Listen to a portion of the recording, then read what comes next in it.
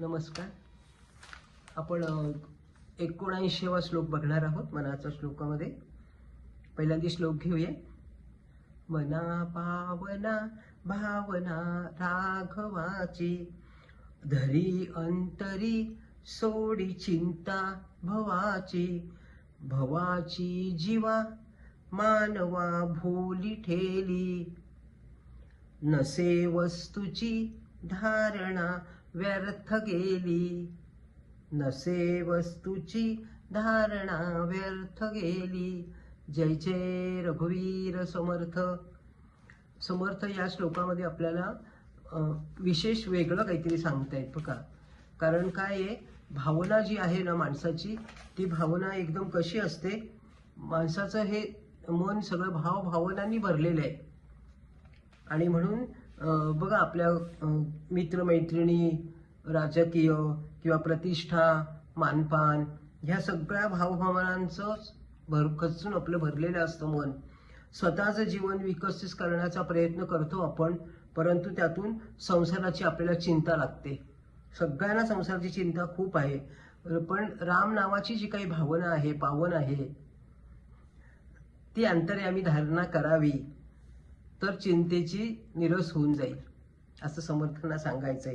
म्हणून पहिल्या श्लोकात त्यांनी सांगितलं बघा, मना पावना भावना राघवाची. राघवाची भावना धरा मनामध्ये.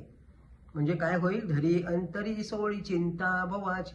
भवाची सगळी चिंता निघून जाईल. भव म्हणजे काय आहे, हवं हवं हवं, पाहिजे पाहिजे पाहिजे, कल्पवृक्षासारखं हे पाहिजे ते पाहिजे, सगळं चिंता निघून जाईल. रामाला मग जर रामाच्या भावना सतत उद्दीपित झाल्या तर हव्या त्या गोष्टी मिळतील. परंतु म्हणून त्यांनी सांगितले आपल्याला, मना राघवाची पावना भावना धरी अंतरी. इतकं सुंदर समजून सांगतायत. आता भगवंताबद्दल सांगत असताना ते काय सांगतात की आपल्या मनाने काय घेतलेले, ओढून घेतलेले आहे ते ताण तणाव, यातून काय निर्माण होतं, त्यातनं काही घडतं का, उगीच काळजी करत बसायचं. म्हणून ते इतके वर्ष झाले आता कसे संबंध असतात ते पण बिघडतात, त्याच्यातला भाव कसा नंतर निघून जातो ते उदाहरण देतात आपल्याला. की 25 वर्षाची गुरु आणि शिष्यांचे संबंध असतात, इतके चांगले संबंध असतात, पण त्यांच्या भावभावनांचा कल्लोळ इतका मनामध्ये निर्माण झालेला असतो आणि नंतर मग त्यातून काहीतरी बिनसतं आणि ते सगळं शंकराचार्य म्हणतात की कसं निष्पन्न ठरतं. म्हणजे 25 वर्ष तुम्ही चांगले वागलात आणि नंतर तुमचं ते केलेलं आहे 25 वर्षाच्या भावभावना त्या समोर निष्फळ ठरतात. कशा ठरतात, तर ज्यावेळी संबंध बिघडतात तेव्हा चांगलं केलेलं असतं त्याच्यावर पाणी पडतं, म्हणून त्या भावना कशा जातात, व्यर्थ जातात. म्हणून चाणक्य सुद्धा नेहमी सांगत असत बघा, चांगले संबंध बिघडले की हे मोठं दुःख आहे. आपले त्यावेळेला चांगले संबंध होते आणि आता ते बिघडले, म्हणजे ते शाश्वत राहावेत याच्यासाठी भावना जपायच्या असतात, अशी धारणा समर्थांची आहे.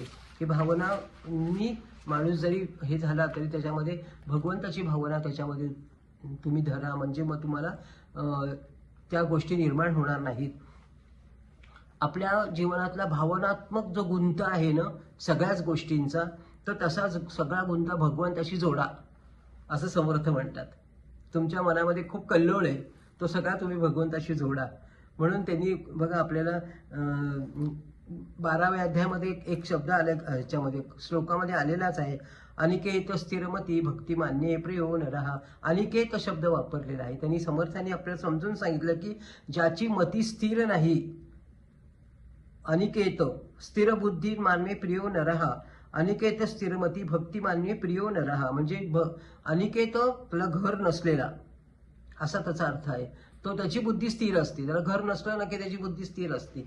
आणि मग नंतर काय आपल्या मनामध्ये इतकं मनांचा कल्लोळ निर्माण होतो की आपण मनानेच बांधकाम उभं करतो. परंतु त्या जागी भगवंताच्या जागी मंदिरं निर्माण केली तर इतकं मनाचा कल्लोळ आहे आपला की कधी कधी आपल्या मनानेच आपण घर निर्माण करतो, कल्पना करतो सगळी भरात. त्यावेळी तुम्ही मंदिराची कल्पना केली डोक्यामध्ये तर भावभावना बदलतील ना. ह्या भावभावना बदलण्यासाठी भगवंताची गरज आहे. म्हणून ते समर्थ एका दासबोधामध्ये म्हटलेले बघा त्यांनी, कर्मयोगे सकळ मिळाली, एके स्थळी जन्मास आली, ती तू कैसी आपुली मानिली, पडत मूर्खा.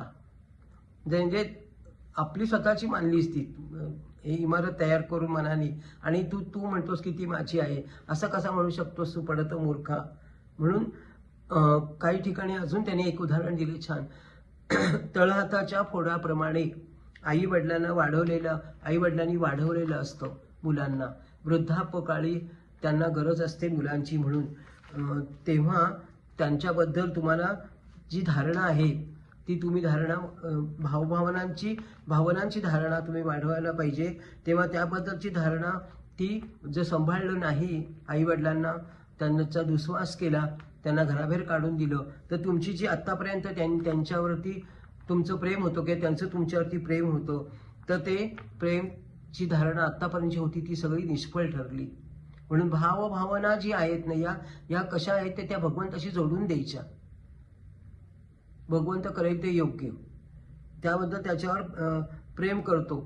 पण दुसऱ्या कोणावर जास्त प्रेम करत असतो का? तो मनुष्य फक्त आपल्या मुलांबाळांवरतीच प्रेम करत असतो, त्यालाच तुम्ही घराबाहेर काढता. ह्या भावना ज्या आहेत, आतापर्यंत चांगलं वागलेल्याच्या भावना कुठे गेल्या?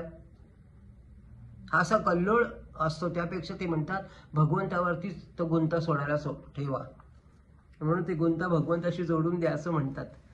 म्हणून त्याने एका श्लोकामध्ये इतकं छान सांगितलेलं आहे, भवाची चिंता मानवा भोली ठेवी. कळतच नाही आपल्याला ती आतापर्यंत इतकं चांगलं वागलेलं होतं, त्या भावना कुठे गेल्या?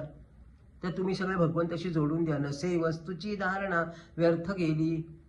ते बांधकामाचं उदाहरण त्यांनी सांगितलं. ते उगीच काही कारण नसतं ते मनाची बांधणी केली आणि त्याच्याऐवजी जर मंदिराची केली असती, तर भगवंताशी जोडली गेली असती, तर ती अजून चांगलं झालं असतं. असं समर्थन आता सांगायचं आहे की या मनाच्या भावना ज्या निर्माण होतात ना, त्या सुद्धा तुम्ही भगवंताशी जोडा. इतकं छान त्यांनी उदाहरणं देऊन सांगितलेलं आहे. हे पुष्प भगवंताचरणी अर्पण करते आणि तुम्हाला सगळ्यांना नमस्कार करते. नमस्कार.